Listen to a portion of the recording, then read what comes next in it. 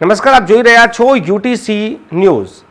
જિલ્લા ભાજપ કાર્યાલયના શુભારંભ પ્રસંગે એક સરપંચ CR પાટીલની ચાલુ સભામાં જ ઊભા થઈ ગયા અને તેમને જણાવ્યું કે કાર્યાલય તો બહુ થયા, હવે શાળાઓ બનાવો, અમારા ગામમાં શાળા નથી। સરપંચના આ નિવેદન બાદ ભારતીય જનતા પાર્ટીના કાર્યકરોએ સરપંચને સભા મંડપથી બહાર કરી દીધા।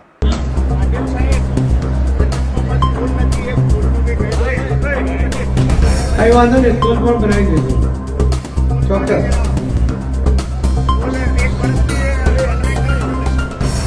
कई वांधो नहीं, जल्दीથી કરાવી દઈશું, સ્કૂલનું પણ આયોજન કરાવી દઈશું।